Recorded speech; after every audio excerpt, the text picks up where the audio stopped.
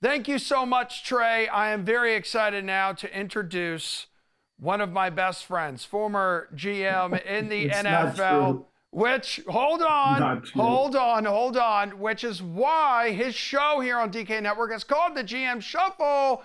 Michael Lombardi, how are Yeah, ya? that's true. It is called the GM Shuffle. The best friends part, I'm not sure we go there, but look, we got a segment to do, so I'll work from here. That is true. I do have some loving texts from you. I have receipts, so don't go fibbing on us now. Yeah, Okay, right. let's bring it down a notch here because people are sad or maybe some are excited in New York. The timing of this Robert Saleh firing by the Jets, how much sense does it make to you? None. I mean, look, Robert Saleh wasn't a good coach at the conclusion of last year. I think he had a 34% win percentage going into this season, and he won 2 games. He did nothing in 5 games to demonstrate that he wasn't the same coach that he was last year. So why did you wait 5 games? You should have, if you didn't like him then, why do you like him now?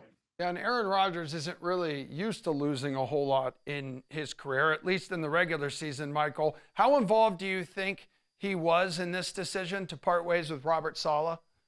Is the zero. Because if Zero? anybody knows, no, if anybody knows Woody Johnson, they know that Woody's his own person. He's not going to talk to the players. He's not soliciting opinions. He makes his own mind up. Just like if he would have talked to somebody, somebody would have said, look, why don't you give the guy this game against Buffalo before we fire him? If he would have conferred with anybody, they would have derailed him from making this decision. Or frankly, if he would have conferred with anybody, he should have fired him after the Denver game. He's his own person. Rodgers had nothing to do with this. It's really just a bad narrative because Woody makes his own mind up. Woody probably didn't like Robert Saleh, although when I say that, why did he fire him at the end of last year? Yeah. Woody knows what Woody likes and doesn't appear Woody really liked Robert Saleh there, Michael. As for who could be roaming the sidelines next, be honest with me here. How much do you think Bill Belichick would consider taking this job if offered? Come on. Well, I can't speak for Bill, so I don't know. I Well, mean, speak I for think a lot yourself would have and to tell me. be I think a lot would have to be discussed between ownership and Bill before he would entertain it. And those discussions I'm not privy to. So, look, to me, if I were Woody Johnson, that would be the first phone call I would make. And I would be the second phone call I would make. And I would stay after Bill until I could get a sit down meeting with him. But I'm not Woody, so I have no idea. Yeah, because you know Bill Belichick well. Like, that guy loves Aaron Rodgers, doesn't he? Well, yeah, I think Aaron Rodgers, but there's a reason. I think what you missed the boat on, like a lot of boats you miss, Oh, is the fact that this team's 34% win percentage. This isn't about just one coach coming in and changing it, as great of a coach as he is. There's some institutional issues within the framework of that building that are real problematic. I have one more for you. How hard should they go after Devonte Adams? Should they go and try to pluck him from Vegas, bring him, reunite him with Aaron? I think look that they've given up a third round pick in 2026 for a player who's not even on their campus. Robert Saleh and Hassan Reddick never even met. They never shook hands.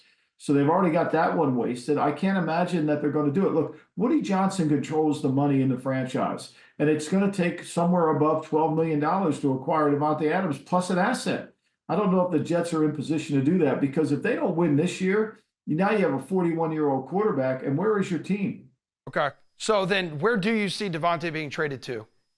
I don't know where that is. I Okay. think there's certainly contenders, but I think what happened the other day where the Raiders, Antonio Pierce came out and said, look, he's going to play here no matter once he heals his hamstring, if there's no trade that we like, he's playing here. I think that was all propaganda. He has to say that because the value that they're getting back on those phone calls isn't what they want.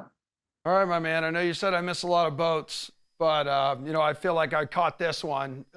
Really good one with you here. It was great catching up. I miss you. You're thriving on the GM Shuffle, by the way, which airs before pregame power up on Mondays and Thursdays. I'm proud of you, Michael.